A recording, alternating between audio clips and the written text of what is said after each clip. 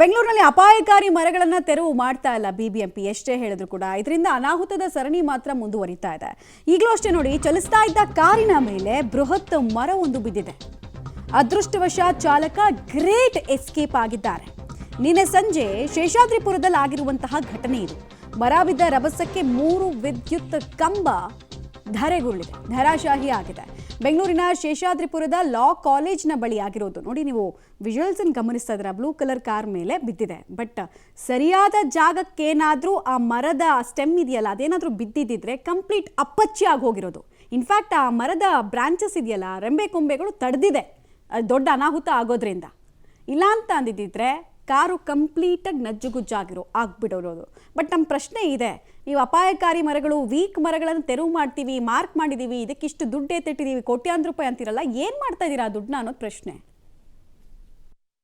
ಶೇಷಾದ್ರಿಪುರಂನ Kumara park 2ನೇ ಕ್ರಾಸ್ನಲ್ಲಿ ನಿನ್ನೆ ಸಂಜೆ 6:10ರಲ್ಲಿ ಬೃಹತ್ ಮರವೊಂದು ಧರೆಗೆ ಉರುಳಿದೆ. ಆ ಮರವನ್ನು ಇನ್ನೂ ಕೂಡ ಸರಿಯಾಗಿ ತೆರವು ಮಾಡಿಲ್ಲ.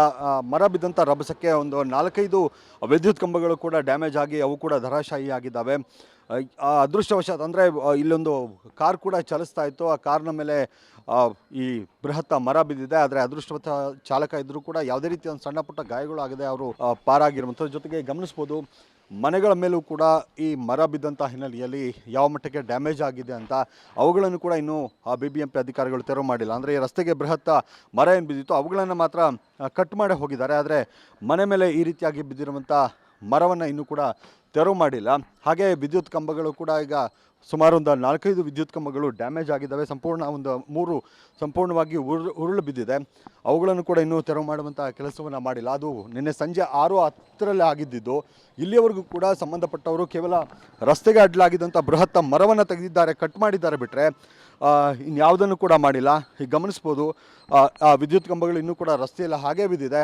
ಯಾರ ಅಂದರೆ ಅಧಿಕಾರಿಗಳು, ಬೆಸ್ಕಾಂ ಅಧಿಕಾರಿಗಳಾಗಿರ್ಬೋದು ಅಥವಾ ಸಿಬ್ಬಂದಿಗಳು ಬಂದು ಅವುಗಳನ್ನು ಕೂಡಲೇ ತೆರವು ಮಾಡಬೇಕಾಗತ್ತೆ. ಆದರೆ ನಿನ್ನೆ ಸಂಜೆ ಬಿದ್ದರೂ ಕೂಡ ಇದುವರೆಗೂ ಅದನ್ನು ತೆರವು ಮಾಡುವಂಥ ಕೆಲಸ ಆಗಿಲ್ಲ. ರಸ್ತೆಯಲ್ಲಿ ಓಡಾಡೋದಕ್ಕೂ ಕೂಡ ಸಾಧ್ಯ ಆಗದಂಥ ಪರಿಸ್ಥಿತಿ. ಅದೃಷ್ಟವಶಾತ್ ಯಾವುದೇ ರೀತಿಯಂಥ ಸಮಸ್ಯೆ ಆಗಿಲ್ಲ. ಮನೆಗಳಿಗೆ ಡ್ಯಾಮೇಜ್ ಆಗಿದೆ, ಜೊತೆಗೆ ಕಂಬಗಳು ಬಿದ್ದಿದ್ದಾವೆ, ಕಾರು ಜಖಮಾಗಿದೆ. ಆದರೆ ಜನಕ್ಕೆ ಅಂದರೆ ಗಾಯಗಳಾಗುವಂಥದ್ದು ಅದು ಯಾವುದೂ ಕೂಡ ಅದೃಷ್ಟವಶಾತ್ ಆಗಿಲ್ಲ. ಸಂಬಂಧಪಟ್ಟಂಥ ಅಧಿಕಾರಿಗಳು ಕೂಡಲೇ ಎಚ್ಚೆತ್ತುಕೊಳ್ಬೇಕಾಗತ್ತೆ. ಯಾಕಂದರೆ ಇನ್ನೂ 3-4 ಕಂಬಗಳು ಡ್ಯಾಮೇಜ್ ಆಗಿದ್ದಾವೆ, ಬೀಳುವಂಥ ಹಂತದಲ್ಲಿದ್ದಾವೆ. ಅವುಗಳನ್ನು ಕೂಡ ತೆರವು ಮಾಡಬೇಕು. ಜೊತೆಗೆ ಆ ಮರ ಏನಿದೆ, ಆ ಮರ ಸೀಳು ಬಿದ್ದಿರುವಂಥ ಹಿನ್ನೆಲೆಯಲ್ಲಿ ಆ ಮರವನ್ನು ಅಂದರೆ ಉಳಿದಂಥ ಮರವನ್ನು ಕೂಡ ಕೂಡಲೇ ತೆರವು ಮಾಡಬೇಕಾಗತ್ತೆ.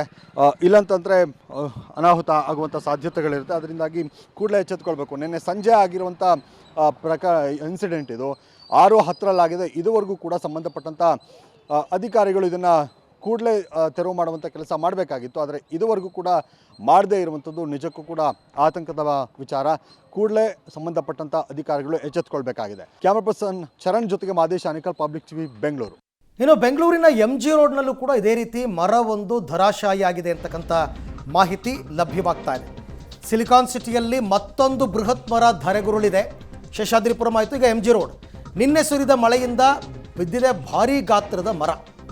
MG ರೋಡ್ ಬಳಿಯ ಶಾಂತಲಾ ರಸ್ತೆಯಲ್ಲಿ ಈ ಘಟನೆ ನಡೆದಿದೆ.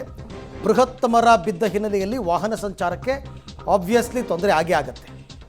ಸೊ ಮರಗಳನ್ನು, ಅಪಾಯಕಾರಿ ಮರಗಳನ್ನು ತೆರವು ಮಾಡಿ ಅಂತ BBMP ಅವರಿಗೆ ಎಲ್ಲರೂ ಸಲಹೆ ಕೊಟ್ಟರು, ಏನೂ ಪ್ರಯೋಜನ ಆಗಿಲ್ಲ. ನೋಡಿ, ಅಲ್ಲಿ ಎದುರುಗಡೆ ಬಿಲ್ಡಿಂಗಿಗೆ ಬಿದ್ದರೆ ಬಿಲ್ಡಿಂಗ್ ಕಾಂಪೌಂಡು ಅದು ಇದು ಎಲ್ಲ ಡ್ಯಾಮೇಜ್ ಆಗುತ್ತೆ. ಶಾಂತಲಾ ರೋಡ್ ಇದು, MG ರೋಡ್ ಪಕ್ಕದಲ್ಲಿರ್ತಕ್ಕಂಥ ಶಾಂತಲಾ ರೋಡು. ನೆನ್ನೆ ಬಿದ್ದಿದ್ದು ಏನು ಅಂಥ ಬಿರುಗಾಳಿ ಸಹಿತ ಮಳೆ ಏನಲ್ಲ, ಸುಮಾರಾಗಿ ಮಳೆ ಬಿತ್ತು, ಅಷ್ಟಕ್ಕೆ ಮರಗಳು ಬೀಳ್ತಾವೆ. ನೋಡಿ, 2 ಇನ್ಸಿಡೆಂಟ್. BBMP ಅವರೀಗ ಕೈ ಬಿಟ್ಬಿಟ್ಟಿದ್ದಾರೆ ಅಂಥ ಮರಗಳನ್ನ ಗುರುತಿಸೋದನ್ನು. ಎಲ್ಲೆಲ್ಲಿ ಮರಗಳು ಬೀಳ್ತವೋ ಹೋಗ್ಬಿಟ್ಟು ಅದನ್ನು ತೆರವು ಮಾಡೋ ಕೆಲಸನ ಮಾಡ್ತಾರೆ. ಅದು ಅವ್ರಿಗೆ ಯಾವಾಗ ಬೇಕು ಅನಿಸುತ್ತೆ ಆವಾಗ. ಹಾಗೆ ಕೆಲಸಗಳಾಗ್ತಾ ಇರೋದು.